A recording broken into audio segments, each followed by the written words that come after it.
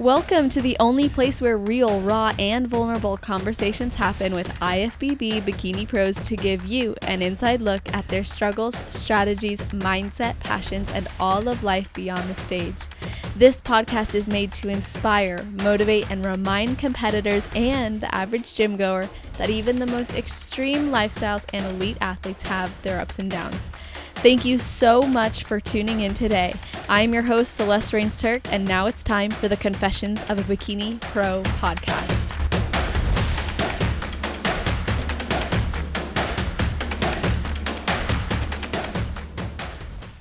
Today's guest started competing in ICN back in 2020. She did 5 shows over 2 seasons in her first year and then turned pro in that federation in her first year of competing. She then moved on to the IFBB last year and competed a 40-week prep with Troy Thornton as her coach. She did the Queensland State Show, finishing first place in all of her categories, true novice, open, and overalls, winning the state title. Then she did the same exact thing at the NSW state show. And after this, she did her third show, which was nationals, where she swept the show again and won her pro card. She was the first Australian bikini athlete to win 2 state titles in 1 season, as well as the first Australian bikini athlete to turn pro in their first season and finish undefeated with 11 gold medals. Aside from competing, she also studies law full-time, works 2 jobs, dances professionally, and lives by herself. So we've got a lot to talk about. I'm so happy to welcome to the show PHILLIPA Ferreira. How are you doing? I'm good. Thank you so much for having me.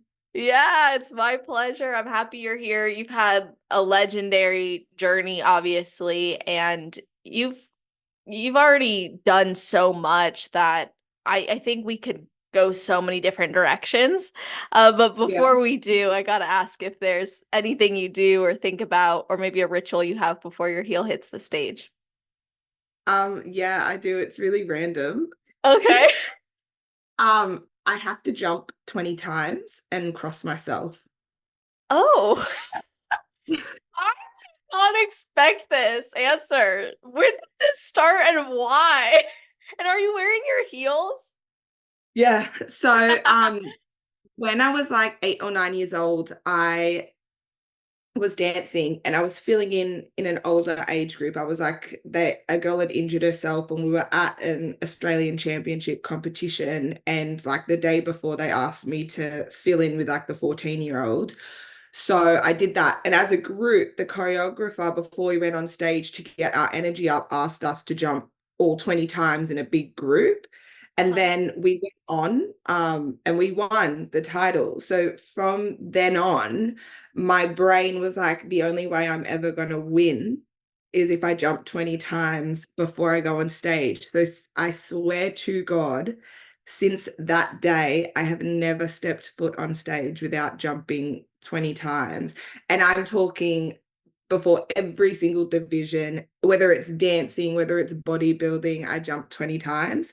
And it has to be right before I step on stage, not a few minutes before, it's like the last thing I will have done before I take that first step is jump 20 times.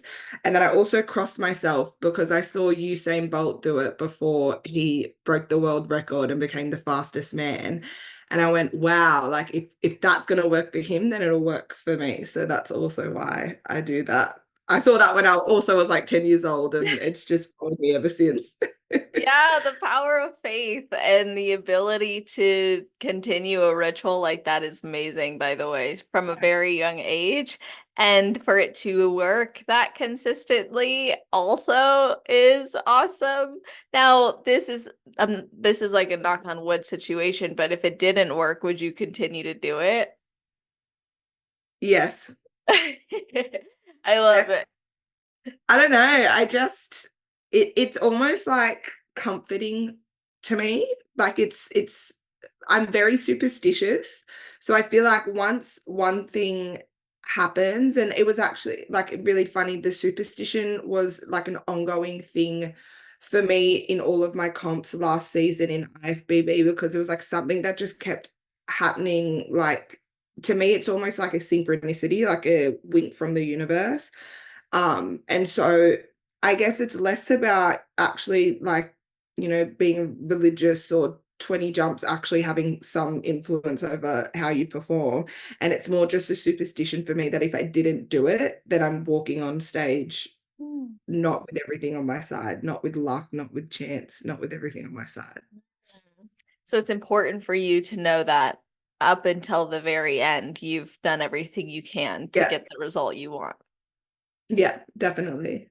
Well, you made history last year, which we started to talk about in the intro, and I want to go Yeah. straight into that. And actually, interestingly, I just interviewed another Australian bikini pro whose episode will have come out the week prior to yours, Lisa Reed. Oh, And yeah. yeah, so we were talking about how difficult it is to go pro in Australia. And now I'm talking to someone who had an incredible season and journey to doing exactly that. So, what do you feel actually led you to achieving this undefeated streak? Um, Unless it was just the 20 jumps and the crossing yourself. not the 20 dogs.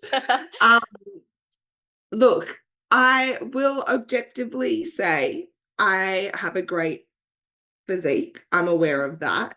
I train harder than anyone I've ever met, and that's something that I do pride myself in. I've never met someone who executes a prep as strictly as I do. In my 40-week prep, there was not a single sweetener that was consumed. There was not a single sugar-free drink, carbonated drink. There was never a single diet slip up. You hear of girls how they do slip up on diet, or they're, I don't know, having fillers to keep, coffee with sweetener, almond milk. I don't have any of that. If my coach says no, then it's no. So I do know that I have the ability and the discipline to complete a prep to the best of my ability. But I also think that beyond having a good physique and good genetics, my mindset is what gives me a competitive edge. And if you ask me, when you look at the girls that are on stage that I'm competing against, everyone has a phenomenal physique. Like, and I look at all those girls and I'm like, wow, everyone's so worthy of first place. I find them so inspiring. I'm standing around backstage going, I could never beat her. I could never beat her. Look at her shoulders, look at her glutes. But one thing I do back myself, and I do know that I have that is stronger than everybody else's, is my mindset and my work ethic. Okay. First of all, I admire and acknowledge the fact that you said straight up, I have a great physique. The reason I think this is important is because we often downplay that, yet it's bodybuilding. This is what we're being, come on, like Yeah. we're being rewarded for this. At the end of the day, you're stepping on stage, and obviously there's something to be said about exuding confidence, radiating that positivity or that mindset, that belief. However, you have a great physique and you're being rewarded for that as well. And you've maintained a commitment and a standard for yourself that you set the bar higher and higher.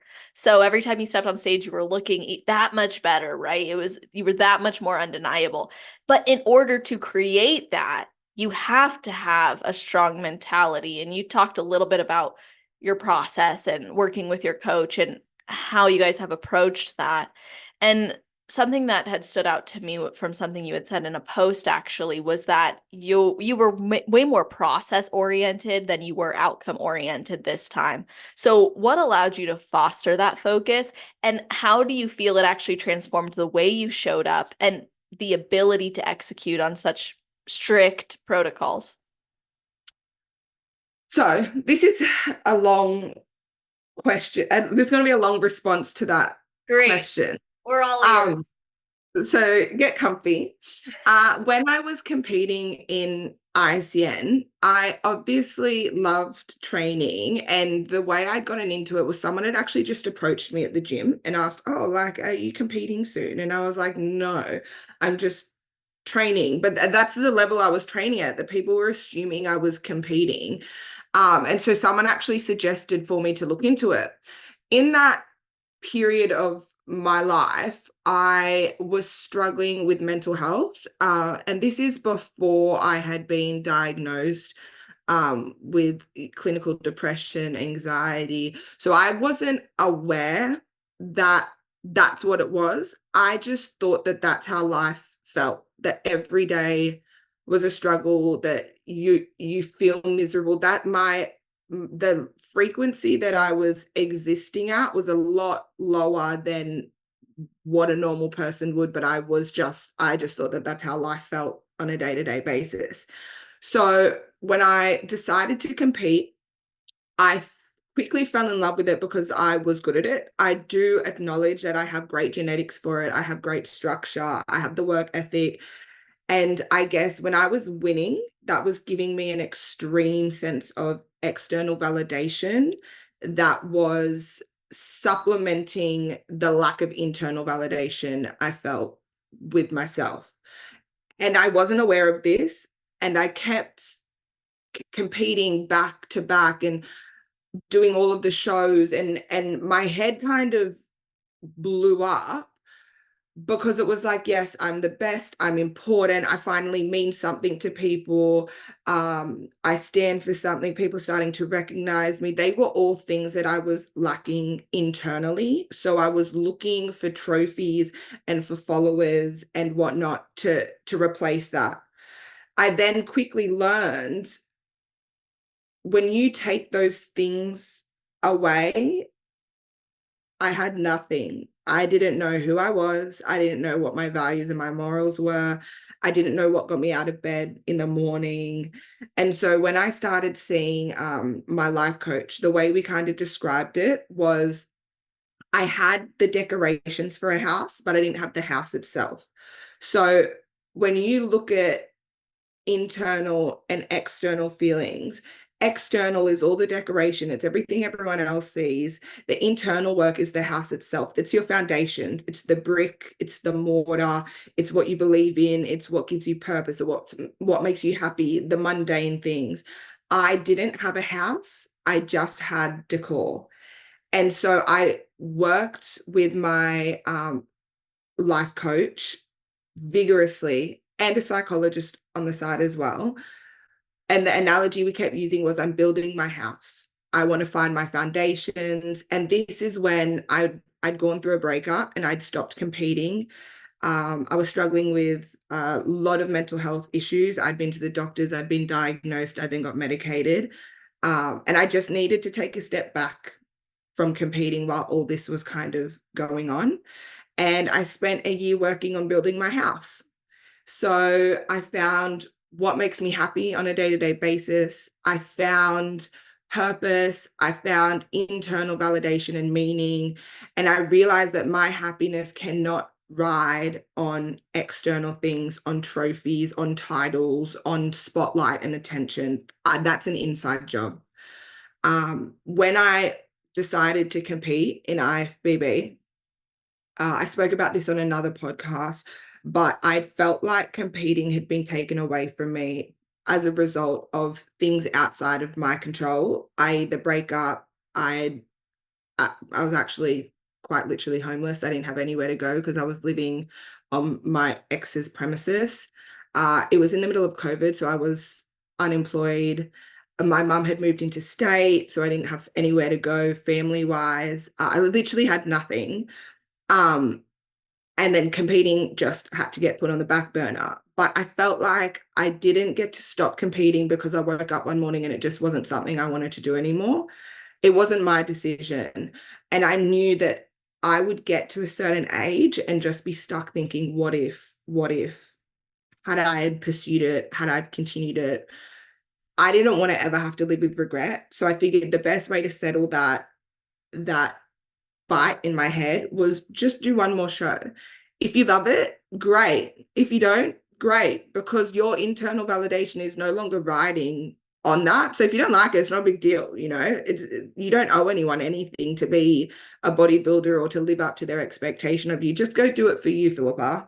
So that's why I did the prep, and that's why the prep became so internally focused, because while I was looking shredded and impressive and this and that to everyone else, I knew the bigger picture. I knew while I was stepping on stage, my best friends and my circle around me, they knew exactly what was going on. I didn't feel the need to share this with people. I actually didn't post about me being planning on competing until I think I was about 10 weeks out. And my coach actually asked, can I post you? Because I asked him to just not. I was competing for me, not for the followers or for the attention and this and that. And then he asked me, can I post you? And I was like, do you know what? Like, yeah, sure. I was so focused on, is this going to set a fire inside me? Enjoy every single day, because you might step on stage and you might not like it and you might never do a prep again.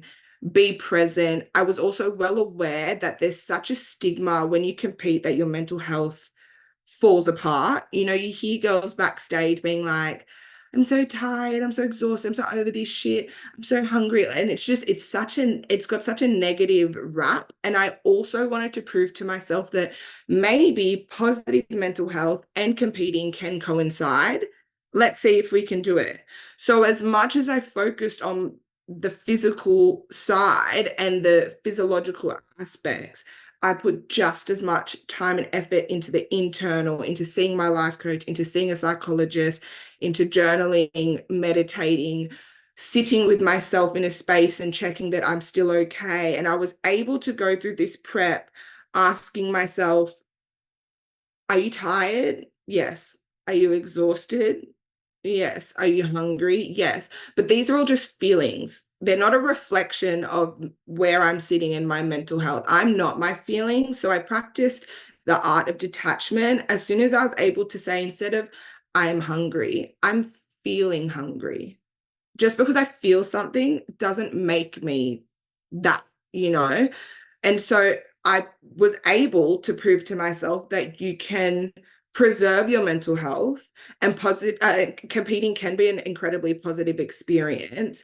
And you can also go far in the sport and take yourself to the extreme physically. And that's why when I won my pro card, like, I almost felt bad when everyone was like cheering for me, because obviously I was happy and I was just overwhelmed with emotion. And, there's photos of me with tears in my eyes, but I wasn't happy because I turned pro. I proved something to myself. Like, there was so much beyond the trophy and the title of a pro athlete. And I felt bad because I was like, people don't know that that's why I'm truly happy and moved by this achievement. It had nothing to do with the external and had everything to do with the internal. So it's also an incredible blessing that now I'm able to sit and tell that story. It is incredible. And the story itself is beautiful, wonderful. It's everything that I personally stand for, build more than just a body. So hearing you expressing that journey you went on and how you went from not knowing who you were really outside of the external validation and not fully understanding yourself and what makes you happy aside from those things. And then realizing also, well, what if there's a version of me that can compete in a way that's also healthy mentally? And especially after getting some answers with your mental health, to then be treating that and addressing it. And I was curious how you treated it. So it sounds like you had a lot of support and you looked at it from building that house, you said. And then you talked about how when you started this prep, there was, of course, this focus on the physiological side of things, but not without the emphasis and focus still being placed on the mental side that needed to be done. And as a result of that, you pushed limits physically that even when you got to the very end and you got what everybody wants and dreams and works for, you were happy. You weren't backstage complaining. You weren't thinking about, oh, I just want all this to end. You were grateful that you got to the end while feeling as good as you did and while seeing who you became in that process. And that's a much more sustainable and fulfilling way of approaching this than maybe the version of you that was clinging to the next stage, the next trophy, the next title. There were girls backstage that I could overhear, and they were like, I'm so fucking excited to eat after this. I'm so done. I'm so glad it's over. And I remember I was standing backstage and I had tears in my eyes because I was like, this has been the most fulfilling and rewarding experience. And there was so much pride in myself, so much achievement, and I guess just like perseverance and the ability to come back from something. Like, this was my comeback for me. Nobody else knew I was coming back from anything. Like, Right. everyone thought I'd just taken a little hiatus from bodybuilding for a year, as you do. I don't know. But I was almost sad that competing was over for the season because I felt so blessed to be feeling those feelings that I'd never previously felt in other competitions. And I didn't want them to go. And I knew it would be just as hard after prep. You lose the shreds, you lose the hype, to find those feelings in other areas of my life.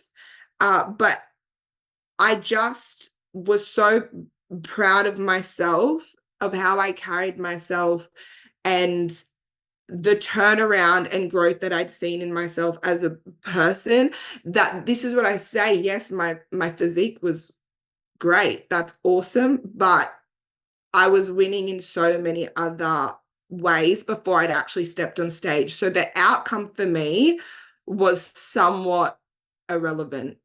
Right. Because I remember saying to my mom, like, I was on the stepper and I was just like, I was like 2 weeks out and I was crying, and she was like, what's wrong? And she knows how it goes. And, sometimes you're crying just from exhaustion. And I was like, I just am so proud of myself. Like, it was happy tears.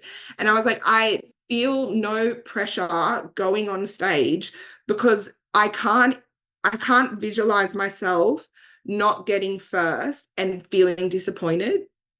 Do you get, like, I couldn't see that happening. Was I to not win, I couldn't see myself being disappointed because I was already feeling so much self-achievement, self-pride, that feeling of success, that regardless of whether I walked away with the trophy or not, like, it only added to the external part. It only added to my decor, but my house was full. My house was complete, and renovations were well and truly finished. Like, do you get me? So it was that, for me, was an incredibly blessing experience. And I think a lot of times, when girls are there and they're saying, I want it to be over and I'm so tired and I'm so hungry. And it's like, when you exist in that space, like, that's what you're going to find. You're going to find tiredness. You're going to find, we're all tired. We're all hungry. We're all overworked and whatnot. If you start to think like, I'm so blessed to be feeling this experience, I'm so blessed that my body's gotten me this far, I'm so blessed that I'm in this incredible stage in my family, like, there is so much opportunity to find gratitude, that when that's what you're looking for, you're going to feel that. And I think that's where the difference in mindset, and there are two different elements to mindset. Like, there's the athlete element, which I also know I have a competitive edge over. Your dedication, your drive, your focus, your work ethic. But then there's that mindset of mindfulness and just a positive life, and existing on a different frequency, a higher frequency than others.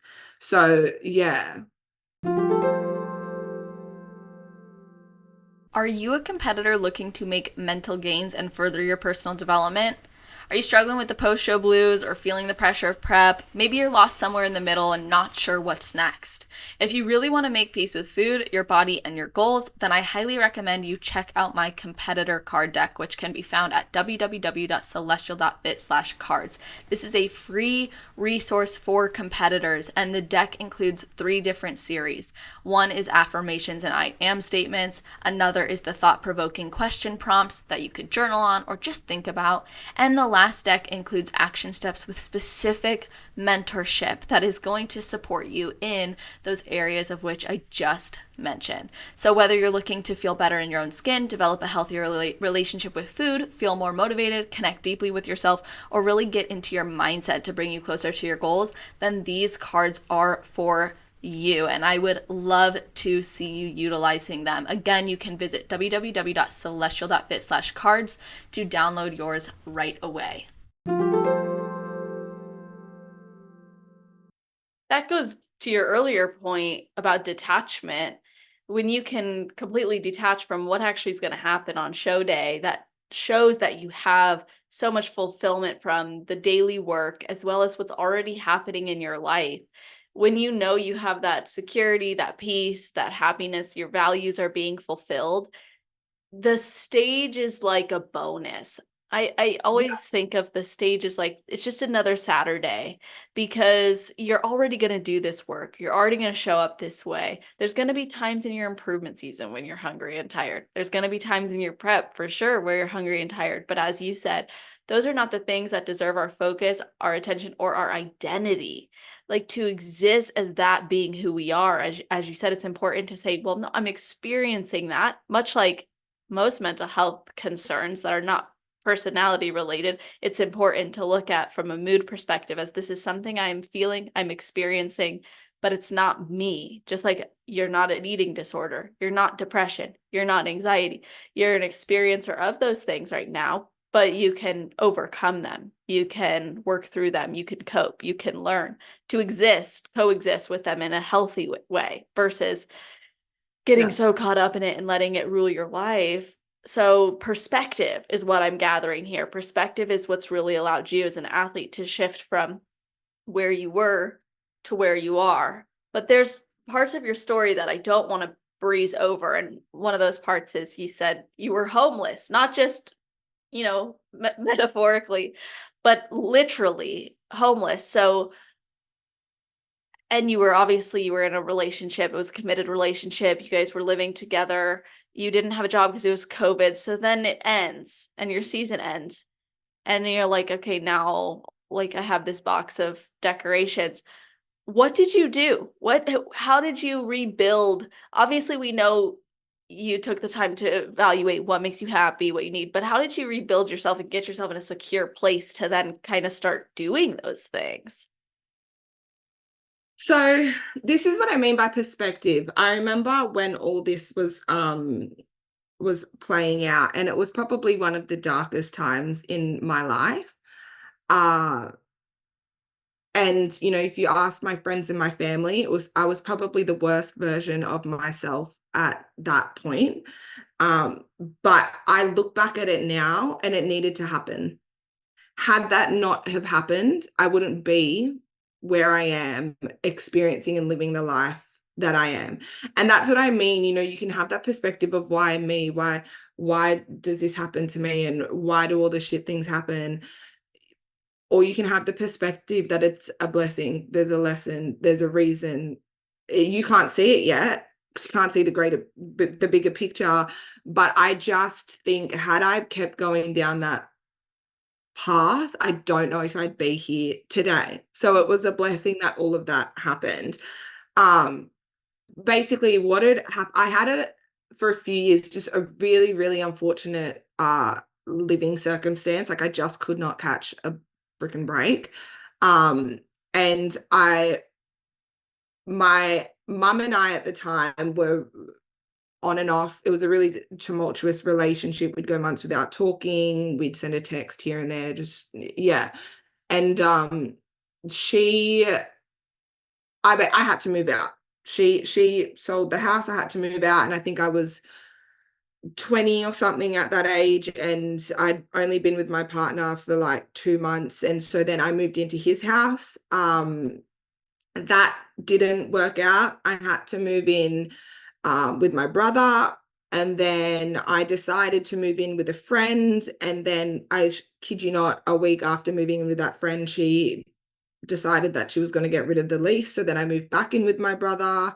Then I moved in with my partner. We got our own place. That was my first like own lease. And then we moved, I think, like another 2 times. And then COVID hit. We had a crazy dispute with our landlord over the premises we were living in. We had to go live with my ex's boss.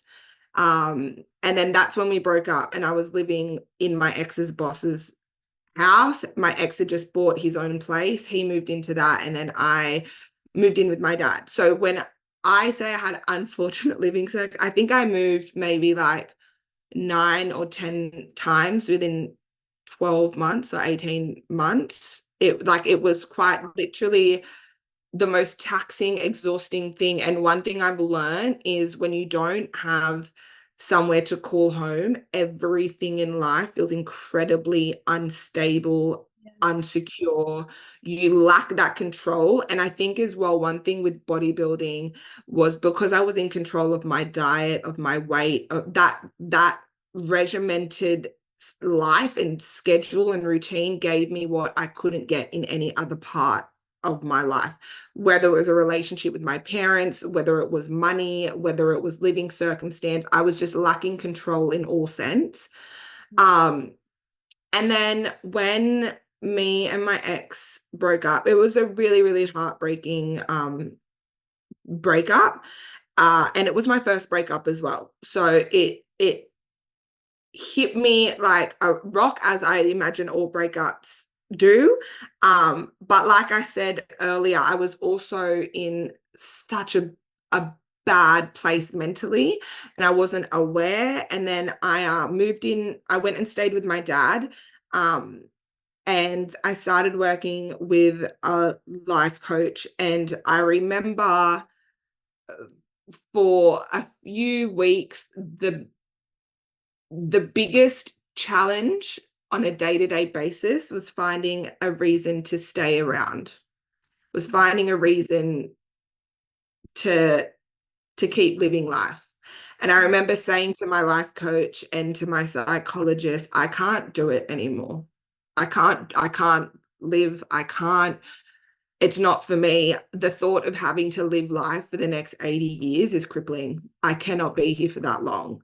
And then that's when we got a doctor involved. We did some, assessments and evaluations, and I got diagnosed with severe clinical depression, and I got medicated immediately. And obviously I started doing both the medical work with a psychologist, but also I guess a more mindful approach as well with a life coach. And it's funny because I've always been a bit of like a pessimist, I guess, like, oh, psychologists, life coaches, ooh, like, but I'd got into a point where obviously what I was doing was not working. I could not remember a time in my life, in my 20 years of living, that I felt happy. And so I was like, I will do anything. I'd started meditating, I'd started yoga, I started journaling, I had little coloring in books. So when I felt anxious, I'd color in. Like I was doing like podcasts, everything I could to turn my life around. I became infatuated with changing the way I existed. And I saw the frequency that my life coach existed at, and I found that incredibly inspiring. And so I just, like with everything that I do, if I do it, I'm doing it 100%, and with focus and with drive and with work ethic. And that's what I became obsessed with, was changing my life. And I knew that there was, you do have to be responsible for the role you play in your own suffering. So I think a first part was recognizing that there's no one else responsible for the way my life, like obviously things can happen and unfortunate things can happen, but how you choose to respond to them and what you do with those experiences is entirely up to you, And I think there also has to be, for change to occur, there has to be an openness to being wrong. And I was like, Philippa, usually if it's you against the world, it's probably just you against yourself. Like there's nothing wrong with the world. It's you. So it was a lot of evaluating and self-awareness and going, what you've been doing for the past 20 years isn't working. So why don't you change it up? And that's kind of how I stayed with my dad for a bit. I moved in with my uncle for a bit as well. My dad and his partner split up, so I had to move out. I went and lived with my uncle for a little bit. I'd saved really, really hard, and then I finally got my own place. And a lot of people as well asked why, like my friends were like, just move in with someone, it'll be cheaper. And it was that whole, I guess that PTSD from my living situation, always riding on the coattails of other people.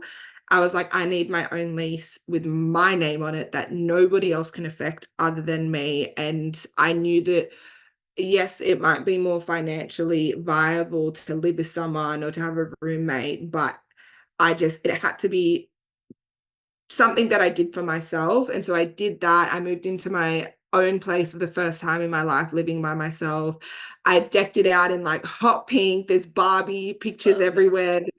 Every single thing in my apartment is hot pink. And I made it my safe space. And I turned my life into a life I wanted to be living.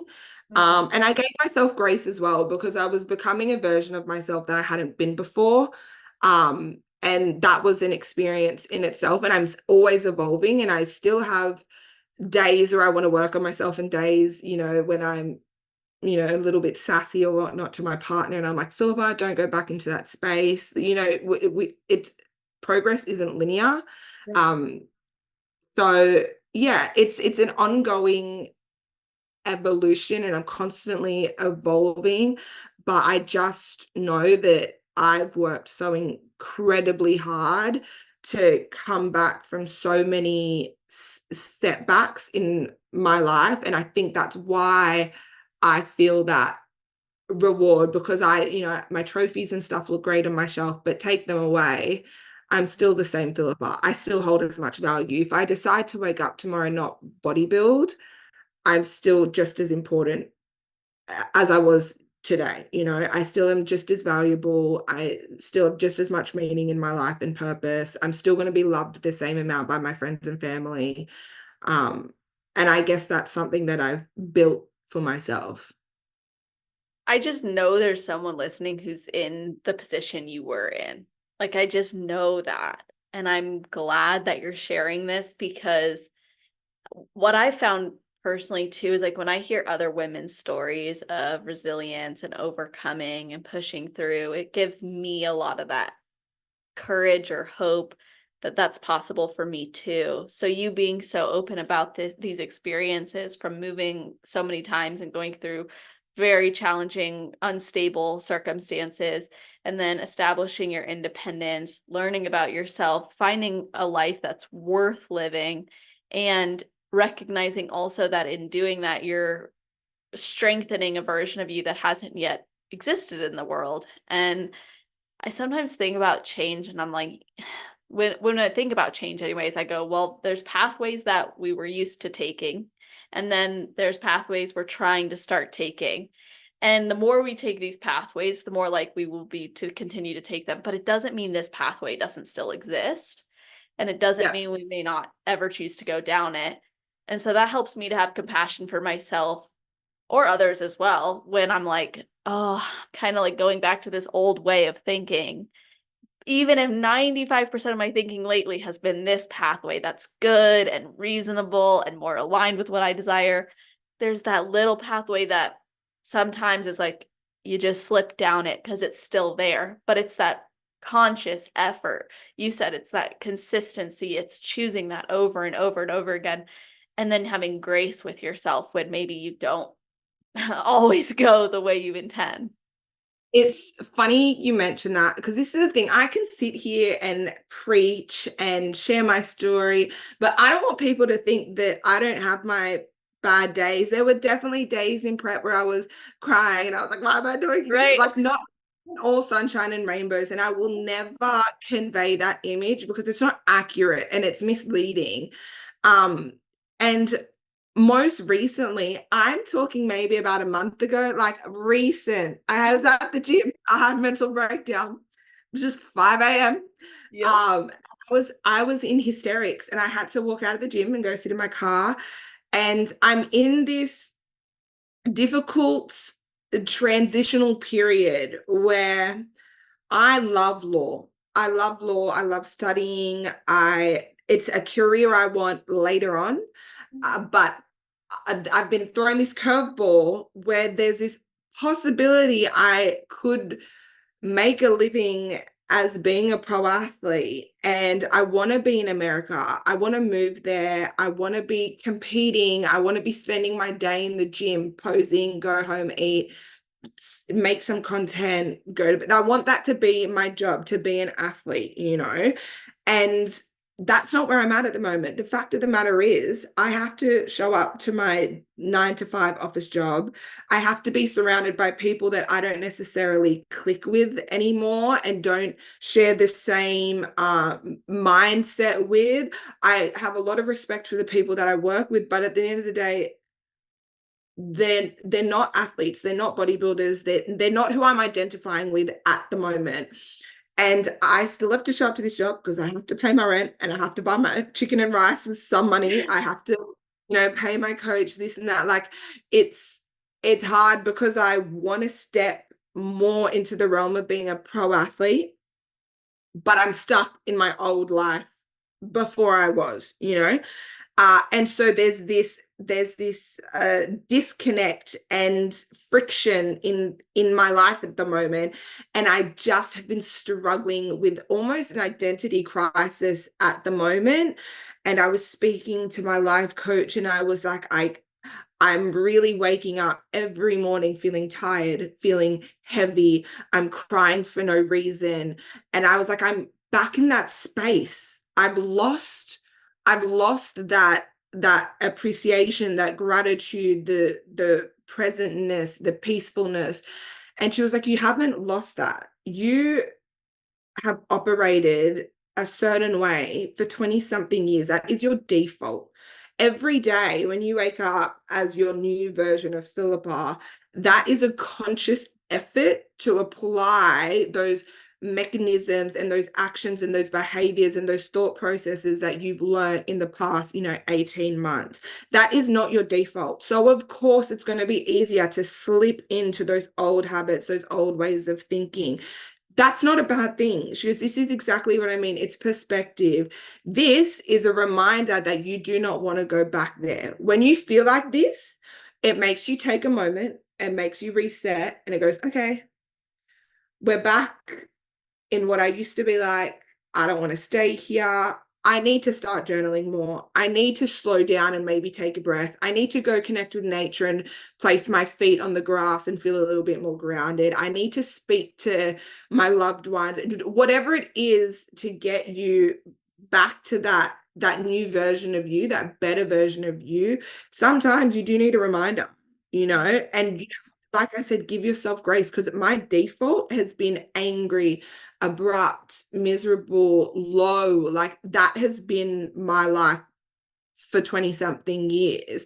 So you can't, it's unrealistic to think that the old version of me doesn't exist, because the new version and this better version of me wouldn't be who she is without that old version. She's just as important and valuable. She's a part of the story, and we can't disregard or discredit her purpose, because she did serve a purpose. Exactly. And likely a very meaningful purpose, and one that's contributed to this version of you coming to life. And you wouldn't have it, like you said, if you hadn't experienced that. It's kind of like there's this theory called IFS, so it's internal family systems, and it's that we are not one thing, we're like a sum of parts. And I really appreciate that perspective, because I think it's one that fosters compassion, because you're able to see that, okay, I'm not saying I got to get rid of this part of me. instead I'm saying like I can embrace it, recognize it, see what purpose it serves, and allow it to play a new role in my life. And you had mentioned earlier too, control was a big deal because you didn't have it. So you were seeking it through competing really at the time. And you had been going back to back with shows. And then when you went through all of this, you took the time to build your metaphorical house and find yourself more. And then when you re-entered competing, the thing that stood out was you said that it's because you wanted to know you didn't let it go away from your life because someone else took it or because of circumstances. You wanted to know for certain that this was something you wanted to pursue or not pursue. So you went from not knowing if this is what you want to do to now seeing a potential career path as a professional athlete in this. So that is a major identity shift because you really immersed yourself into the, okay, I'm going to study law and I'm going to find who I am and I'm going to, and then it's like, wow, I let myself go open this door and look at all this space that's been revealed to me, this possibility. Yeah, I think, so many girls message me, and I feel incredibly blessed when girls reach out to me and just even take the time. Like I value everything so much. The thought of someone typing my name in to Instagram, clicking on my profile, clicking on the message button, taking the time, like every part of what's come my way, I'm so grateful for. And so many girls message me saying, you're living proof that I can do it all and that I don't have to give up work or this or that to be successful. And I think a massive thing with bodybuilding is right now I'm moving in the direction of my life trajectory is going in a way that I'm like, I think maybe I could do this. Maybe I could be a pro athlete. Maybe I could be the first Australian to ever win Olympia. Like, I turned pro in ICN in my first year, then IFBB in my first season. Maybe I'm kind of good at this. Like, it's an imposter syndrome thing. I'm like, weird, is this a coincidence? Like, could I actually do this? Right. But in saying that, if I decide I don't want to bodybuild tomorrow, that's my prerogative. But what am I going to do as a person, Yeah. So my being can't be bodybuilding in itself. I do recognize, and I'm able to recognize, it's just who I choose to be today. But who I choose to be tomorrow is a completely different story. And I don't want to sideswipe law. I did not go through the exams and the study and completely disregard law. I know that there will come a time and a place where it serves its purpose. Right now, I'm still dancing professionally. I love it. I dance every week. I'm so incredibly blessed with my boss and the opportunity she gives me. So I describe myself as a trail mix. You know how in trail mix you have like bits of chocolate, you have peanuts, you have sunflower seed. That's who I am. I have everything going on. I'm a student. I work in a law firm. I work as a professional dancer at night. I bodybuild. Like, I love to see my friends. I love to bake and cook. I want to write a dessert book. There's so many things and facets and components that make up Philippa.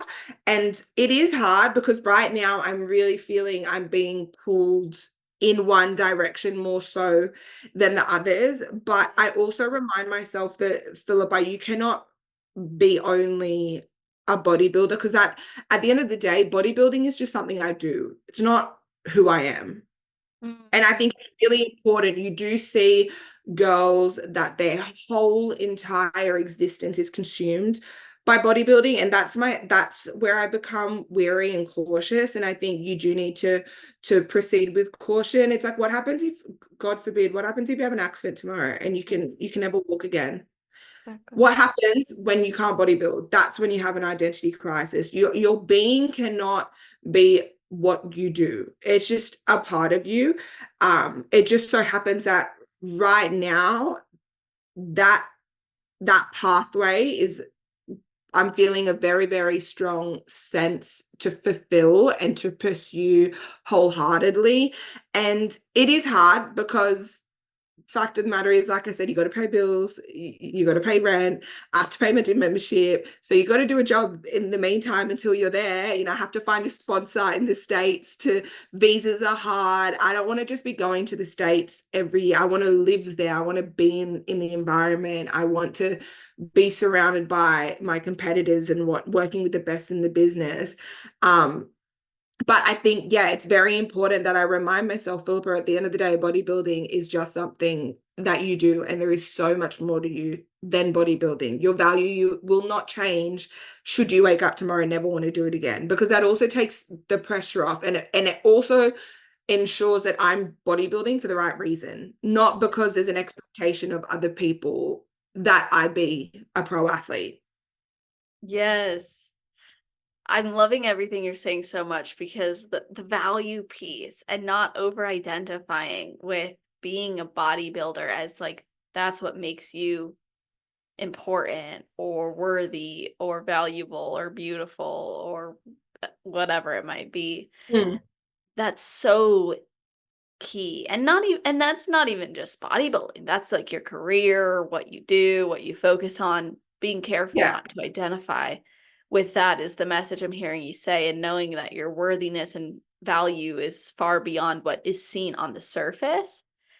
And knowing that you have these many different avenues you could pursue, that's very life-giving. That's so Yeah. awesome, because you're like, oh, well, no matter what I actually do, I'll likely be okay. And I remember when I was so committed to playing volleyball in college, and that was like all I focused on. My Yeah. identity was volleyball player, and like sort of forgot how to have fun with it. And as Yeah. a result, I think I burnt out. And then when I actually fell in love with fitness, I had already committed to go play college volleyball somewhere. And I was like, I can't do it. I don't want to do it. But that identity crisis was so hard in my life. And I remember my mom told me something. She said, she's like, you don't have to do this just because you thought you would. And that message really hit home for me, because I had put all this weight in. Well, my parents paid for club volleyball. I've been doing this for I've been doing this because everyone thinks I'm going to be this college volleyball player. It's been important. I've led the teams. I've got these accolades, and that's how I am. That's who I am. But when I step back, it's like, no, like it's okay if I'm being called to fitness right now. And that set me up to compete, and that set me up to personal development and writing a book and then psychology. And so none of it could have happened if I had said, no, I'm going to stay in this thing because I told myself this is what I was going to do. So even just the fact that your mind is open to these other possibilities and you're dreaming about it and you could identify plans for each is so amazing. And when you say you want to live in the States too, like being someone who lives in the States, it's so I know. And I'm American. I'm like, it's just so cool, because I'm like, it's perspective, right? Like I'm here, I could be immersed in it. I enjoy it. It's amazing. And we could take it for granted. And so when you say that, I want so badly to know what you envision and how that's different from your life now. So like, what is it you envision in the States versus like what's happening currently? for me, living in the States has always been the goal. Obviously, I wanted to be a professional dancer. And I think in Australia is an incredible country. There's no other country I would want to live in or raise a family long term. I think we're very, very incredibly blessed here. But in terms of opportunity, it has a lot of shortcomings. Australia has really, really bad tall poppy syndrome. So it's like you're almost frowned upon for being an overachiever. It's not, people don't find it inspiring, they find it threatening. And when, it was the same thing in dance class. It was a really toxic dance industry in Australia. You'd be one of the best in class, and people are standing on the side talking negatively about you, as opposed to standing there going, oh my God, like she's amazing and da da da da. And whenever I would go and dance, I've danced in New York, I've danced in LA, I've danced in London, like I've trained all over. And anytime I was in that dance environment, I was always starting at the bottom, because the caliber of dancers is so, it's everyone around the world goes to LA to train. And so the caliber is incredible, but I felt the most comfortable dancing in LA and New York, because you guys have this thing where you see someone good and it's like, oh my God, like you're incredible, like you killed that like you, In that like, accent too, by the way. it's like, oh my God, why are they acknowledging that? Like, it's weird. It's like, oh, like they're so encouraging. Oh, they encourage greatness and uniqueness and to stand out. Wow, this is really cool. And I feel like in terms of opportunity, America just does everything bigger and better. Your athletes, the money that's available to be made, the competitiveness, the opportunity, everything is in America. Unfortunately, Australia is so far from the rest of the world as well. How I envision my life is, obviously it changed from wanting to go to America to dance to wanting to go to America to compete. I love, like I said earlier, I love the process of competing. And it would be a dream to find myself in a position where I'm able to compete as a pro athlete, and that is my job. My income streams are through way of sponsorship, endorsement, uh, prize money, living the athlete life, not because of the fame and the finance and this and that to be made, more so because I would love the thought of getting up and the only things that I have to do during the day is apply myself as an athlete. It's not I have to do cardio before my 9 to 5 job, then I have to go do weights after my 9 to 5. It's hard to give 100% in prep when in reality, you also have to meet your normal life needs. So the dream would be to find myself in a position where I'm competing and that's my job.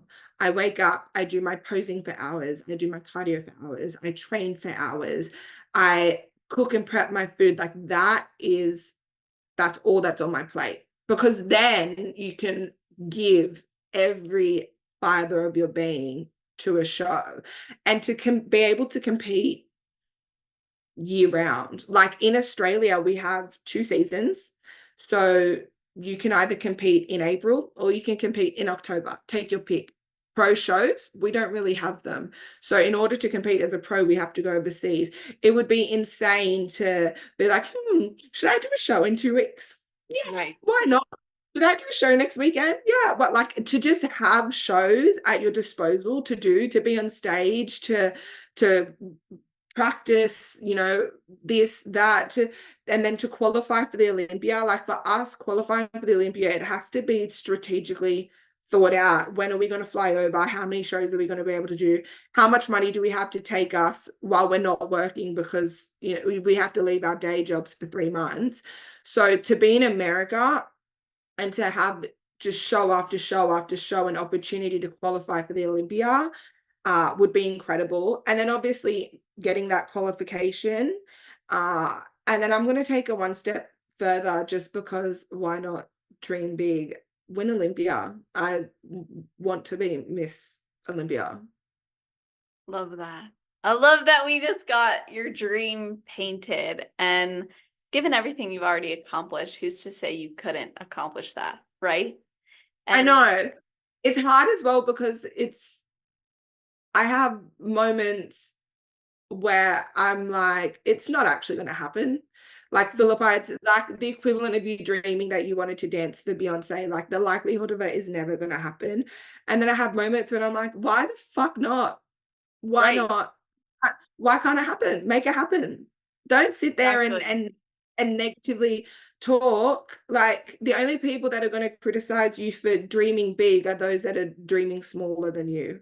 The only people that are going to criticize you for doing too much are those that are usually doing less. Mm-hmm.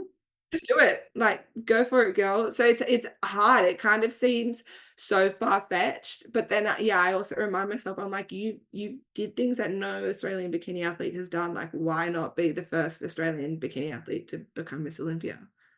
That'd be epic. Yeah, it would be a dream.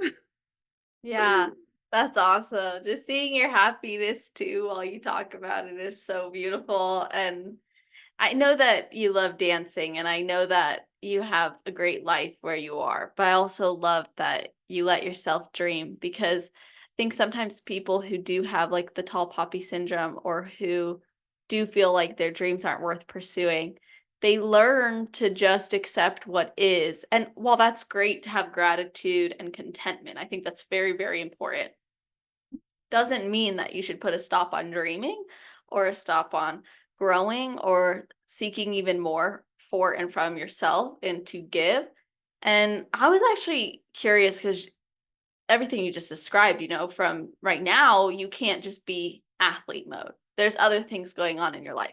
Specifically, the dancing is what really stands out to me, because I'm like, how do you navigate the physical demands of dancing for work while also prepping? Because I imagine you're probably dancing late nights into early mornings. Like, it's not like that conducive to a great healthy sleep cycle, or at least I'm imagining this. So walk us through what that looks like. Um, it was crazy. So I would go train from like 4 a.m. to 7 in the morning. Uh-huh. And then I would go to my day job in the law firm, 8:30 to 5:30. Then I'd usually have to come home, do my other hour of cardio, till about 7:30. And then I would rush home, get ready for work, like my dancing job. I'd do my makeup, and then I'd be at my dancing job at 9 p.m. And then I would dance until 2 a.m. 2 to 3 a.m. And then I'd get home. I'd usually sleep for an hour, and then I'd go back and do that all again. So that was like my Thursday, Fridays. And then I usually would dance Saturdays as well. I think the hardest part was making the food that I was on from, That's what Monday. I was wondering. Yes, or Sunday to Wednesday, last 24 hours as opposed to 14 hours, which is a normal day. And I didn't get any extra meals. I didn't get anything extra. My dancing never counted towards my cardio. I still did the same cardio on those days that I had to. It was hard. It was really hard in the last few weeks as well. I found dancing brought me a lot of anxiety in the last few weeks. Like, I would be in tears to my boyfriend on the way to Ivy, because I was like, I can't do it. I can't physically do it. Like, even we're in heels for 5, 6 hours. We're not dancing the whole time, but even like you said, just the late nights, it was incredibly taxing. I was just frail. You have like you're dragging your feet and stuff like that, and then to get on stage and have to like smash out this dancing, like, I would come off and I'd be exhausted. But my boss at Ivy, Beck, shout out to Beck if you're listening. She was so supportive, especially like with how I was looking, because I was looking so lean in those costumes. And like, let's be honest, you don't want to see that in a costume. You want to see a girl with a juicy butt and some on her doing her thing. But she always, and especially when I became really vascular, she would just change the costumes up so she'd have my arms covered. She was just so willing to work with me. She would always put me in, like, if there was an earlier group that would finish half an hour earlier, she'd put me in that group knowing that I could get half an hour more sleep. I took my meals. Everyone would sit and eat there, as a collective, because there's usually about 10 of us on. Everyone would be eating their chocolates and their lollies and their snacks and their pizzas, and I'd just be sitting there with my chicken and rice. And nobody judged me. Nobody ever would make a comment. I'd walk in, they'd go, Phil, how's competing? How are you feeling? Everyone was so supportive. The girls at Ivy as well. That's where I dance.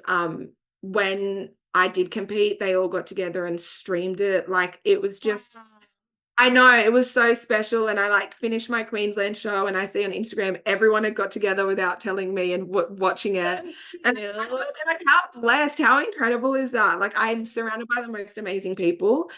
But yeah, it was hard. It was definitely hard. But at the end of the day, like, it's my job, and it's a significant portion of my income. And the fact of the matter is, I couldn't afford to not dance. Right. So that's what I mean. As hard as it is, it would have been harder explaining to my landlord why I can't pay rent. Yeah. So I had to keep, I think I only had the week before my show off. I think that's probably the only week I took off. I was dancing the entire prep. One of those, like, it wasn't a choice you were making necessarily. It was a choice to compete and put yourself through that, but you still had to work. And I think sometimes that's often like a misconception with this sport as well. In the pursuit of this is like, you don't get to necessarily drop everything and just compete. You have to have like stable finances in place, and then make sure you can maintain that to support the journey, especially because when you start, I think, performing well as a competitor and you want to go to the next show and then the next show, you want to prepare ahead of time for that if that's the goal. Yeah, you have to fund it. Like, Yeah. I mean, I'm sure when you get to a certain level, there's brands and stuff that are I don't know how it works. I'm not there. I'm not that significant yet. But the fact of the matter is how are you going to pay for your bikini? How are you going to pay for your rent? How are you going to pay for your food? How are you going to pay for your creatine and your BCAAs and your coach and, your comp fees? Like, it has to get paid for. I don't live with my parents. I'm not financially independent and have been for as long as I can remember. And I just don't have that luxury of having disposable money. So I had to work. Like, it was a non-negotiable, as much as cardio was, or Right. eating my chicken and rice. Like, it was just a necessity for me to Exactly. continue life. Yeah. Yeah. Sometimes, like, when people are like, oh, how did you manage this and this and this? It's like, I had to. I I had to. couldn't not. Yeah. Yeah. Yeah, Yeah. how I did it mentally is a very different story, but Yeah. like it was necessity. So I get that. And when you talk about like the actual demands of it too, and you have all this support, which is amazing. Thank goodness for that. But I'm trying to go through this timeline in my head of you, the girl who loved dancing and grew up dancing and wanted to dance for Beyonce in the future, to also competing. So when did competing enter the chat, essentially? So when COVID hit, I obviously the dance industry took a massive hit, and there was no longer shows, there was no auditions, there was no open classes. I really my life had just been put on hold. Yeah. And I had a one-way ticket in 2020 to move to London that I'd already purchased. So that the plan was already set in stone. I was moving to London to pursue dancing. And then COVID hit in March. We all went into lockdown, and my ticket was to go in June. Lost the money to that ticket, didn't end up getting over there. And when we were coming out of COVID, obviously the dance industry and the entertainment industry was still well underwater. But everything was kind of getting back up and running aside from the entertainment industry. And competing was one of those things that shows were back on. And someone had just come up to me at the gym and asked, are you competing? And I was like, am I what? Competing for what? And they were like, bodybuilding. And I was like, what is that? And then I searched it. I was like, bikini bodybuilding, what is this? And then I saw, oh, they've got cute little costumes on, they've got makeup on, they've got heels on, there's spotlights, there's music. Oh, this looks pretty similar to dancing. I'll give this a go. It was almost like my next avenue to get on stage and perform. And I was already training in the gym. I loved training. So I just thought, yeah, I mean, if this is the next best thing that I can get to dancing, then I'll do it for the meantime. And then lo and behold, it just stuck. Yeah. Wow. Okay. Now I got it because I was curious how that unfolded. Now, I'll kind of go through this, like the gruelingness of your prep. You had shared that, at least in some of the posts that I had read from you, like you've had negative or concerning and grueling preps before, but this one was, although it was demanding, it felt safer. You had a lot of trust in your coach, Troy. So what are the things that a competitor can look for or pay attention to know if a prep is grueling and demanding but not safe, or grueling and demanding but also safe? So things like, it's hard.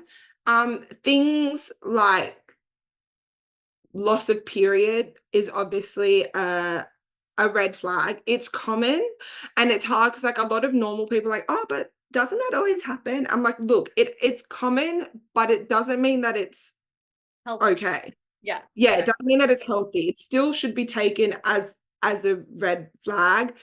I guess especially coming out of prep, your relationship with food, binge eating, stuff like that. If you're communicating to your coach that you're struggling, like I had told my coach that I wanted to be medicated, my ex-coach, sorry, that I wanted to be medicated because I was really struggling with mental health. And she was like, no, it's going to interfere with your metabolism. You cannot take any things like that. Like when your coach should be able to hear you and go, your mental health's not doing great. Maybe this isn't the time to compete. Hair loss as well, actually. When I was competing with my ex-coach, my hair was falling out like there was no tomorrow. That's a massive sign. Even I actually became really quite, this is so weird, really quite hairy on my body. Yes.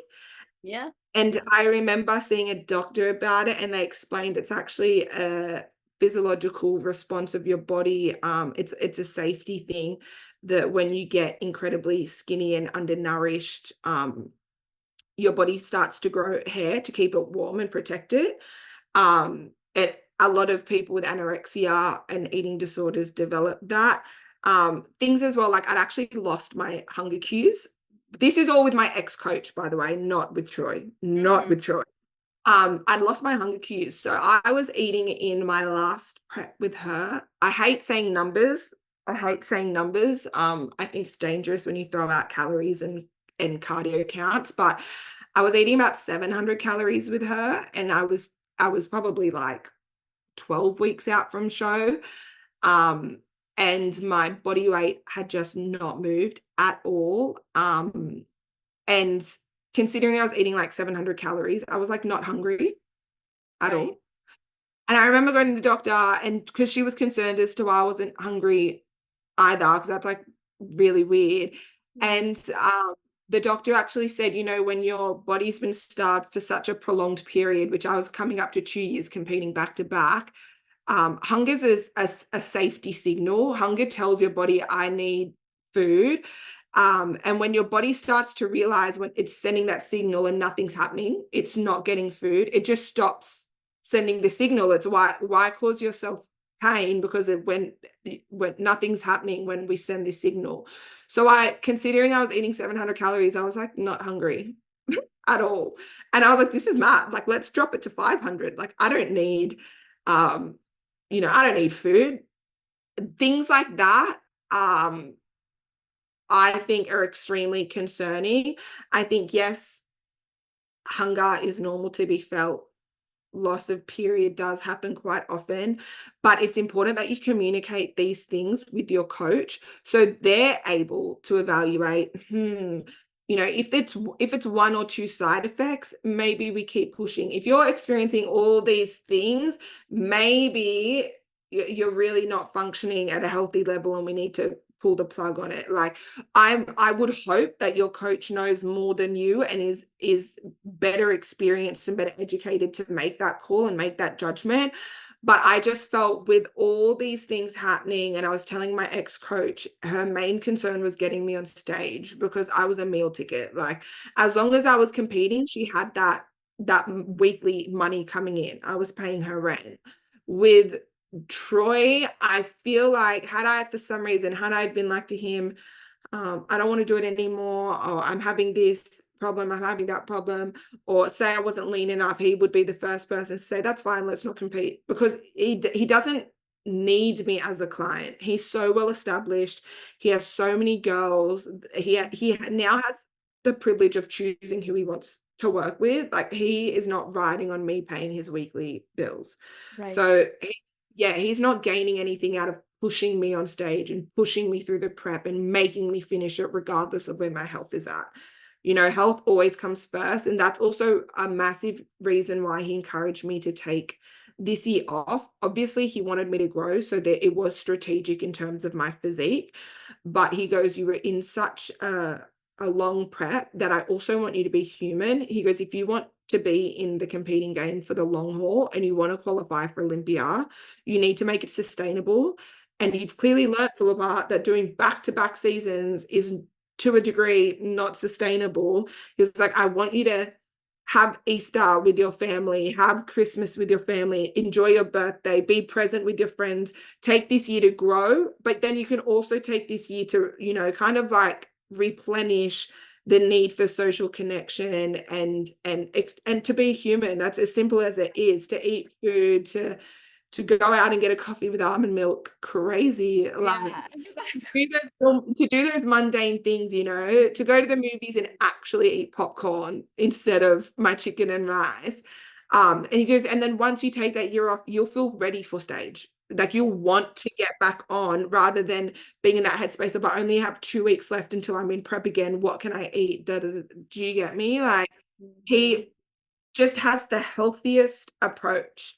And even like, I still get scared going to him. Oh, like, I went out this weekend and I had Macca's and I got really drunk with my friends. I wasn't planning on drinking, but I did. And then I got Macca's. And I get scared of, you know, being that young 20-year-old girl that went out with her friends and had a night out. And he's like, yeah, no problem. It's all good. I'm glad to hear that you had a great weekend. You probably could have used the extra food anyway. So we'll just get straight back into things this week. And it's like, oh, okay. Like, he fully gets that as much as I am an athlete, I am a human being. Like, I do need to do normal things. Otherwise, that resentment for the sport can start to build. And I think that is a perfect picture of balance and what a healthy coach looks like, both healthy physically, but also healthy mentally. Like, he harnesses his clients' health. Yeah, and he's not promoting an unhealthy approach after the fact. Like, if you said, oh yeah, I told him that, and then he told me to do extra cardio and hit the gym. 100%. Yes. Mhm. If anything, he goes to me, oh, your metabolism's probably in a great spot then. Let's increase your food. And I'm like, Yep. okay. I love that. And it's funny because I've been working with him for over a year, obviously doing an off season. This is my first time doing an off season with him. So it's still a new experience, but like, he surprises me every day. And I always say to him, I'm like, you know, if you ever think like my body fat's getting too high, like you can let me know. I don't have to have a cheat meal out every week. Like, you can tell me, I'll rein it in. He's like, yeah, no, it's all good. It's like not that deep. It's all good. Just keep. Yeah, exactly. Like, just train hard. I'm like, okay. I think am I being a bad pro? He's like, it's right. fine. He's like, just train hard. It's all good. Like, he's so nonchalant. He's very logical in the emotional aspect. And he's just able to look at, you know, as long as you're training hard, as long as you're doing the work that needs to be done, it's fine. Like, it's not that big of a deal. And I've never had that experience with a coach before, you know, so it's a blessing, and it's just pleasant being able to work with him. And I'm just incredibly grateful for the experience he's given me. as an athlete in prep, but also as an athlete out of prep. Because like I said, the off season is still, this is my first experience with him in terms of that. And yeah, he's just been a very influential figure in my life since we started working together. So I'm very, very grateful for him.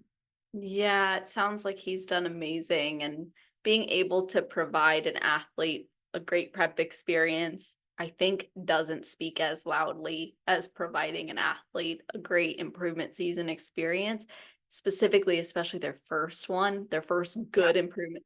Because I've had different experiences myself too. And what I like is when a coach is so oriented towards your long-term success. And as you said, they're not so emotionally invested in it, like, oh, you're a terrible athlete. Da, da, da, da. Instead, they're like, well, what's going to help this person be the best athlete? And also, why are we taking this thing so seriously? Even my coach, he's like, oh my gosh, I'll go to him and I'll be like, so this is what's going on. And then he's like, okay, like I didn't even know you weren't having a refeed meal every week. Like, what have we been doing? And I'm like, oh, I just don't care about it. He's like, what? And so he's adding more food, or if he's pushing. And so it's good when you can have that open line of communication. And then your coach has a response that allows for that open line of communication to continue. It creates a really healthy coaching relationship. Whereas I think those other ones, like you had previously described, can create a dependent or codependent coaching relationship, and one where you're seeking the coach's validation, you're seeking the coach to tell you exactly what to do, you're reliant on them. Whereas the type of situation you're in now, you're gaining self-efficacy, you're gaining insight for your body, you're gaining insight as an athlete that's actually breeding more trust and more data for you and your coach to be like, hey, we actually do really good when we have an improvement season like this. That's what I mean. Like Troy and I guess it's a two-way street. We obviously work incredibly well. Like we get each other. We're just a good team. But he's created a space where if I do, like I've had weekends where, I'm like, oh, it's so-and-so's birthday and we're going out to a club. And then I got drunk and I got 6 chicken nuggets on the way home. And then the next morning I woke up and went got an acai bowl. And then my friend spontaneously wanted to come over and have pizza. And then I've just not eaten on track. And instead of him creating a relationship where I feel like I can't tell him that, on Monday morning I check in, I'm like, I had this, and he's like, okay, cool. And it's his job as the coach to make a plan according to what I've done, not penalize me, make me feel self-conscious for coming forward to him. Like I can only imagine that there's girls that are hiding things and are stressing and are not being honest. He's created a space where I can just be upfront with him and go, I ate this, or, I didn't eat out this weekend. And it's like, okay, sweet. I jump on the scale weight and I see my scale weight is going up and I'm like, oh shit. And I message him, I'm like, oh, scale weight's up a kilo. And he's like, oh, it's all good, like no stress. And that kind of puts in my brain, okay, I can be honest with him. I can be open with him. He's done a very, very good job at creating that space. So props to him. But like you said, it's that open line of communication from both ends where I'm also honest with him. And he's not seeing the scale weight go up and me go, no, I'm not having anything off track. And him going, oh, are you sure? And me like, yeah, nothing. Like I'm also being honest with him and owning it. Yeah, I did go out on the weekend, or I did eat this, or I did go on a date night with my partner. And he's like, okay, sweet. So I think there's that mutual respect for each other's role in the relationship. Yes, so important. And to expand on that too, I think you had mentioned earlier you had struggled in the past with bulimia, binge eating. When you have a history of any sort of disordered eating, of course, you don't want your coach to always treat you like you're this disorder, but you need to, I think, invest in and make sure you're working with a coach who can understand to some extent that a punishing, resentful, critical, very strict type of approach, especially like year round, is not necessarily beneficial for someone coming from that experience too. Yeah, 100%. It's a very delicate topic, and Troy is a great advocate for mental health. He always encourages people to see, and his athletes to see psychologists. People ask him on Instagram, like, what do you think's best for my depression? And he's like, see a psychologist, like, he's such an advocate for that. Um, but it's hard because naturally I default to, I'll see my scale weight go up and I'm like, Troy, like, should I be doing an hour of cardio? Like, and Right. and I'll I'll go and do an hour cardio naturally because I'm like, oh my God, I shouldn't have eaten that. Because it's easy to fall back into that relationship with food. And I'll be like to him, weight's up, but I did an hour cardio. And he's like, yeah, it's probably best we don't do that. And it's like, oh, but I was worried my weight was up. He's like, that it's fine, but let's not do an hour cardio because it's not going to help our metabolism. Like, it's only creating a deficit that we can't continue. We don't want to be in a deficit right now. But it's I think as well, having a coach in an off season keeps me accountable. And the way me and my ex-coach would work was I'd usually get like 6 or 8 weeks between seasons, and I would put on anywhere between 10 to 15 kilos in those 6 to 8 weeks because I was just binge eating day and night, because I knew that like I had to go back into prep in a short time. So it's like, get your hands on everything that you can eat, Philippa. And I wouldn't ever check in with her in those 6 to 8 weeks. I didn't see her. I didn't pay for the off season. There was no off season, right? Yeah, I think going into this off season with Troy, seeing him every week, checking in with him every week, it keeps me accountable. Having a structured training program, I choose to follow a meal plan over macros. I just find it easier. It's less time consuming. If I want to have something different, then I can work it in by choice. But for the most part, I just have my little chicken and rice meals. And that has worked for me, having that routine and not coming out of prep and just not having a coach, not deciding to do an off season. It was hard as well because money wise, this was before turning pro, obviously. I didn't know whether to do an off season properly or just hit him up again after, after a little bit of time off, because the fact of the matter is I was struggling to pay week to week. And I knew that I had to save, and any spare money that I have is going towards my coaching. And it was making it really hard on a day-to-day basis to meet, my electricity bills and my groceries and this and that. And so I was umming and ahhing, and even mum said, you do need to save, da da da. And then I turned pro and I went, oh, well, obviously doing an unstructured off season is only just regressing, and that's not the behavior of a pro athlete. And it's an investment. And let me tell you, it was the best investment I could have ever made.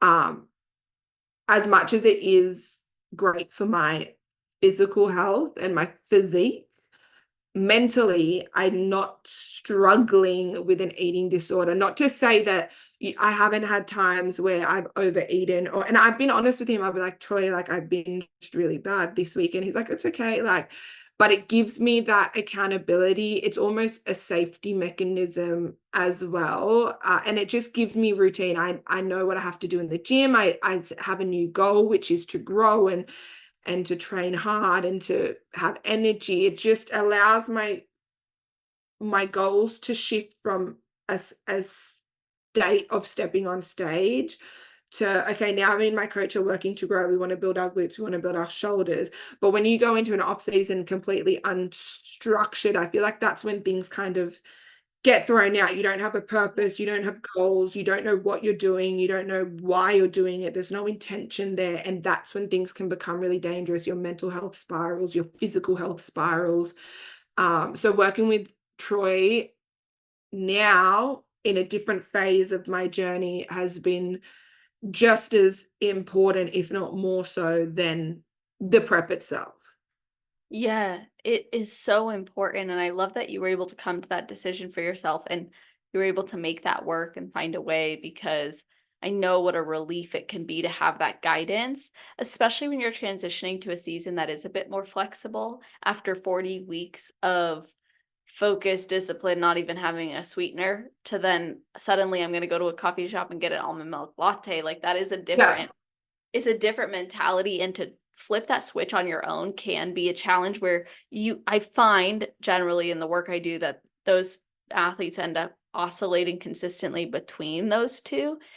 They'll start giving themselves a little freedom in improvement season, and then they judge themselves and they immediately go back to a prep version of themselves, and then that's not what they should be doing because you don't want to sustain a deficit, as your coach said. And then they go back to the freedom, and it's this cycle. But you did talk about this being one of the best things you ever did, and you guys are working on this for your physique, but I couldn't help but wonder if you ever felt any pressure, going back to an earlier point you said about not doing this for other people. And now you are a pro athlete, so it sounds like there's a little bit of a different approach here. But did you ever feel pressure after achieving those wins to go and make a pro debut and continue the season? I didn't feel pressure from other people. I felt pressure from myself. Mm. I have such high expectations of myself, and I set such high standards for myself. And that's probably one of the biggest things I struggle with my personal relationships on a day-to-day basis is that I, when people don't uh, exist and function at the level I do, I find it really hard to like empathize and understand that not everybody wants to change the world and be a pro bodybuilder and to wake up at 4 a.m. and to do this, and not Right. everybody wants to do.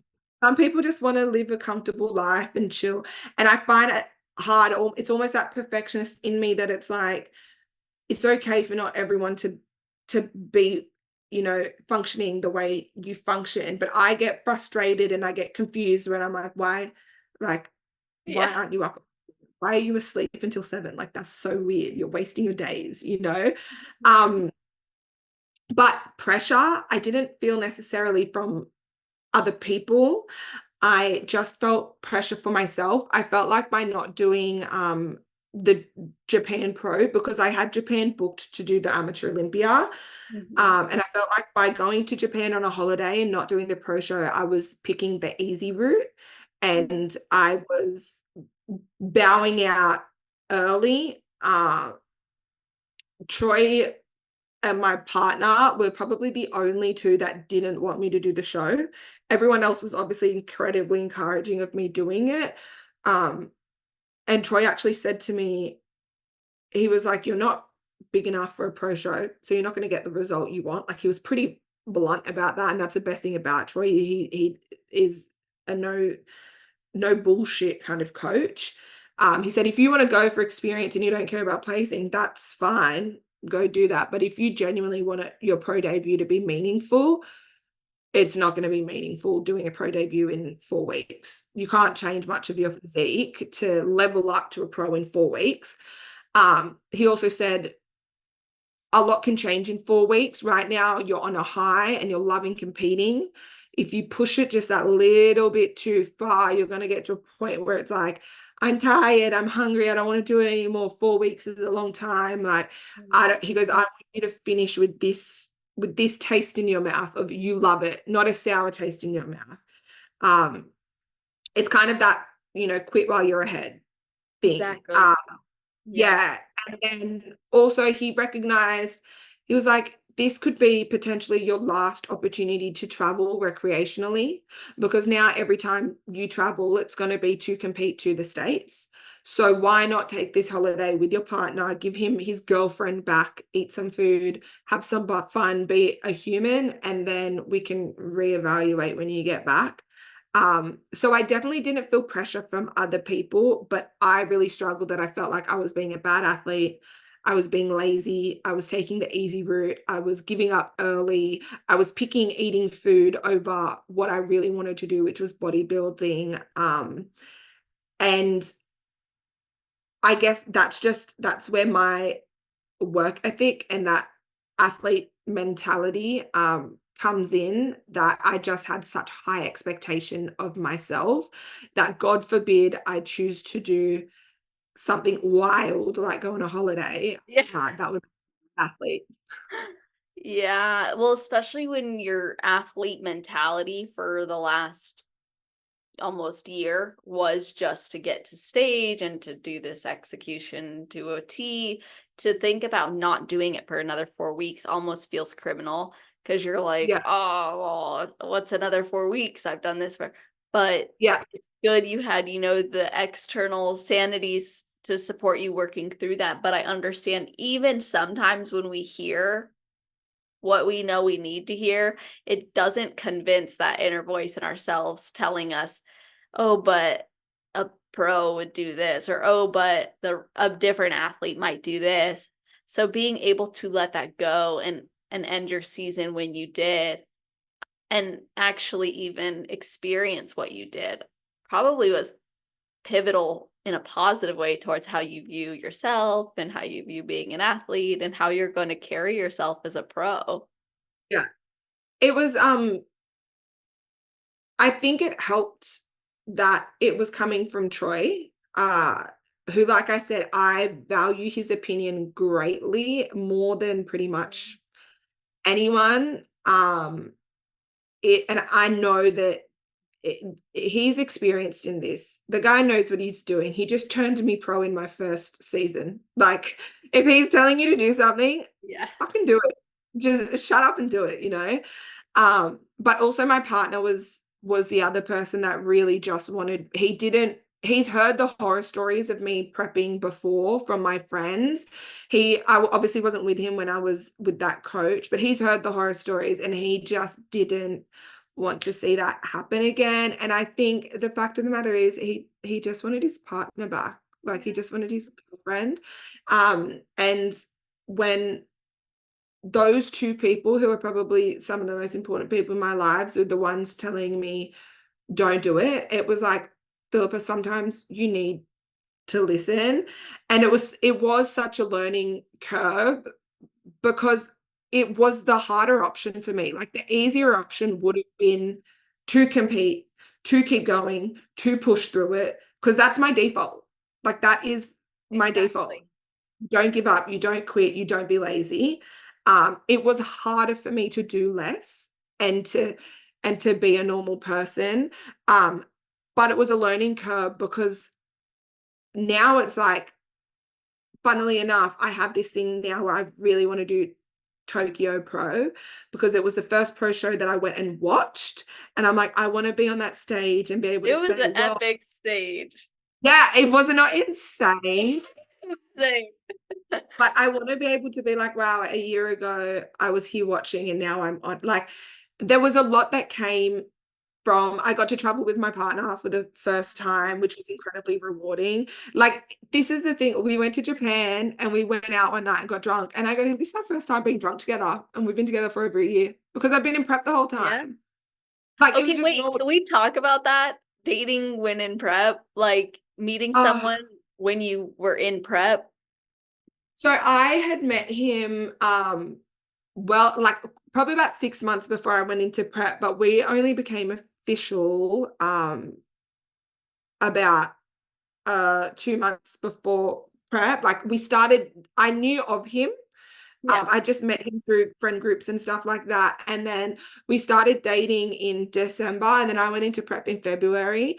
And it was hard as well, because obviously December's filled with work Christmas parties, friend Christmas parties, family Christmas. So we didn't get us time. We were going out and stuff, but it was always other people. We'd been on one date, like one official date, and then I went into prep.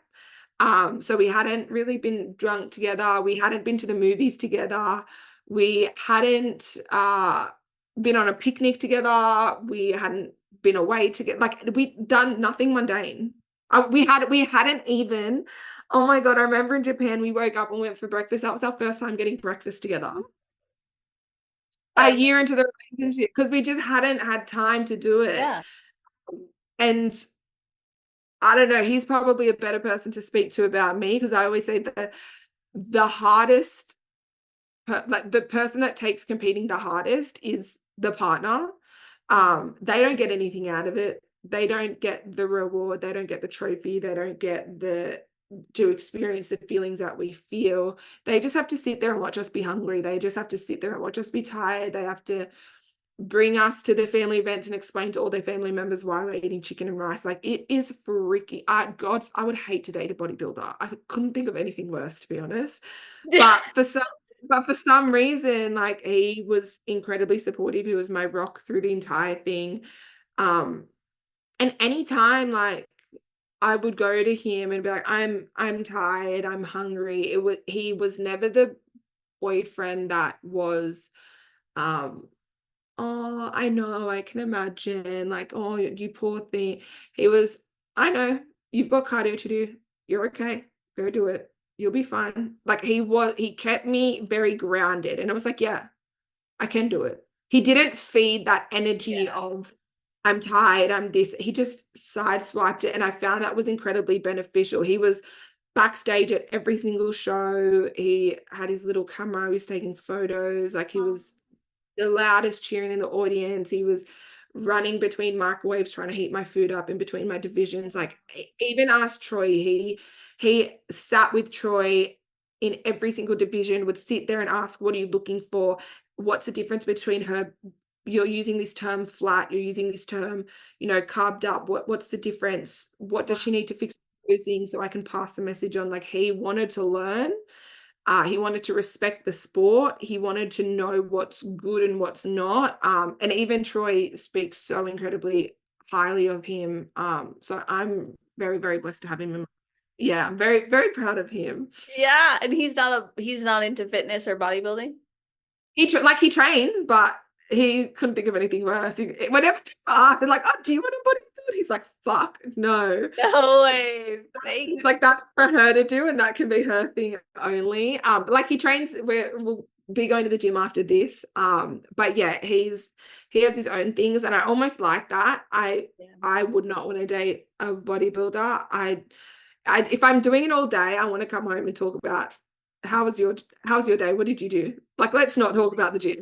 Let's talk about something. Let's have some other substance in our relationship. So I like that there's variety and diversity. Yeah, yeah, I can speak to that. I think that's very attractive. Something that I desire personally is like someone I'm not talking about bodybuilding with all the time. I want to be able to talk about that, but like sometimes it's just I'm bored of it. Can I talk about something else? Like, there's other things that light me up. Bodybuilding is something that is my lifestyle. I do it, right? Like, you wake up, you do the things, it's habitual, it's your lifestyle. It's not something I'm consciously like, I have to do this. It's like, I do this. It's just part of, so it's like, there's so many other things that excite me and light me up. So I love that you have that together. And I especially love that while he was there and supporting you, he was fully immersed in it. And then he was also there at the end to say, hey, let's go enjoy our vacation. Let's connect in this way. And you guys had those experiences too. So clearly this is someone who's very supportive, and clearly you have great support systems in your life who are encouraging you when you need it, even when you don't need it. And they're telling you like, this is probably what's best. They have your best interest at heart and you can trust them. So I just think that's wonderful. And you said you're growing right now with Troy, like you guys are focused on growth. So what is the current physique focus, or maybe workout split? What are the things you guys are doing to create the future Miss Bikini Olympia goal? We are pushing day and night to grow those glutes. Glute density as well is a massive thing. I had a great rear shot. It was one of my favorite shots. However, I had to get so lean to bring that in. And it was probably edging on a little bit too lean. So the goal is to bring up the lower body so I never have to get that lean for it to be visible ever again. So shoulders and glutes are the goal. Also, because I was in prep for so long, my metabolism took a hit. So to build up the metabolism, so I don't have to have a prep where my calories are ever as low as they were, because it towards the end it did get quite peasanty. And also being on antidepressants made it hard with my metabolism. So we did have to bring the calories quite low to get to where we needed to be stage lean. So I think now building up the metabolism, growing as much as possible. I still check in with him once a week. This year we've decided together I'm taking off entirely. And then the plan is next year to go and do a pro circuit. And ideally, like obviously nothing's set in stone, I would love to go over for like 3 months and do multiple shows, not just like 1 or 2 shows. Like I don't know what shows yet, but I'd love to just do 8 or 9 shows. Like that would be my dream, to just smash it up. But in the meantime, until I get there and start prep next year, this year's just a matter of training hard, getting my metabolism in a good place. I currently train legs 3 times a week, and then my Tuesday, so I do glutes. When I say legs, we're talking glutes. Yes. Bikini. I'm doing glutes Monday, Wednesday, Friday, and then I also train glutes and shoulders Tuesday, and then upper body in general Thursday. Cardio is so minimal. It's like 25 minutes 2 or 3 times a week, just to keep cardio in check. I like to every few weeks just do an hour straight on the step bar, or if not even longer, just like to mentally make sure I have it in me, because I'm like, there's going to come a time where I need to do an hour or 90 minutes on the step bar. So every few weeks, it's just like a little progress test, just to make sure I still mentally have the capacity to sit on the stepper for an hour. So I'll do that just out of my own time. And then, yeah, I'm doing little things like yoga. I'm still dancing. So just all my little extracurricular that finally it's like I have energy to do, which is really, really nice. That's amazing. Well, I'd love to hear that. I'm excited to see this journey. And obviously, we've talked about so many things, and I've absolutely appreciated and valued your vulnerability, your openness, your candor. So, what would be your best advice to somebody who has never competed before but wants to? And then your best advice for someone who's on their road to pro? My best advice to someone who has never competed before, enjoy the ignorance, enjoy the naivety, enjoy not knowing, because your competing experience changes a lot when you then have expectation. You know, if you win, you then have this pressure and expectation to continue to win. Right now, you don't know where you fall in terms of competitiveness. You don't know if you're going to love it. You don't know if you're going to hate it. Like, you have no expectation. There's no pressure. It's almost, before it gets serious, enjoy the fun of it and enjoy the not knowing and the naivety and because it's the same thing as with like IFBB. I had no clue what I was in for, and there's something almost beautiful and innocent about that. So enjoy that. And then to someone who is on the road to turning pro, one of my favorite bits of advice is handle hard better. Nothing is ever going to get easier. You just learn to handle hard better. Prep will never get easier. Lifting the weights will never get easier. Working will never get easier. Uni's never going to get easier. You just learn to handle hard better. So when things get tough, just handle hard better. That's what I tell myself, you know, because I feel like a lot of times people are like, you know, I just have to get through exams and then life will be easier. I just have to get through prep through these next 4 weeks and life will be easier. There's always something else. You get through prep and then your car breaks down.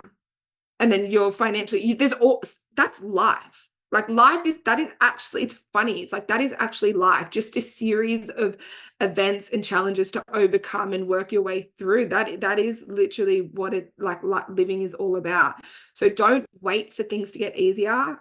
Learn to handle hard better. That's awesome. I love that. That's such an easy one to remember too. Like it'll stick with you. So I can see how that has. And I appreciate you sharing that and passing that on to us as well. How can people connect with you and follow your journey and witness all this? So you can follow me on Instagram, Phillippa_Ferreira. I also have TikTok as well, Phillippa_Ferreira, same thing. Reach out to me, DM me. I love connecting with girls. So many girls just message me and update me about their preps, and I'm like, yeah, go, like sending voice memos and stuff like that. If you ever see me out and about at whether it's at the gym or at shows, like please come and say hi. I love meeting people. I feel absolutely blessed when people come up to me. It's still the most surreal thing. And if you ever have any questions or want advice or just want to have a chat in general, please, you're more than welcome to reach out to me and we'll chat. Oh, that's so awesome. We'll put that in the show notes page. So you guys, that's always on celestial.fit/podcast. If you're listening right away, it's at the top of that page. If you're listening in the future, scroll down to the category section. It's alphabetized. Not just the links will be there, but also a full episode summary. You're also going to see a bulleted list of all the topics we covered and the episode timestamps, so you can go back and listen to your favorite parts or share this with your teammates, your friends, your family. Let them know what resonated. And of course, it means so much when you guys tag us on Instagram or you share this. I mean, obviously it helps get the word out about the podcast even more, but it's really about saying thanks to the athletes for coming on and sharing this. I feel like we're one big family and community, and there's so many opportunities to connect when we do that. So take the opportunity, and we appreciate it so much. So thank you all for listening. And Phillippa, thank you for coming on. Thank you so much for having me. It's been an absolute pleasure. It has been. And I hope that you all have an amazing rest of your day, night, or morning, wherever you are in the world while you're listening to this episode. Just fucking awesome.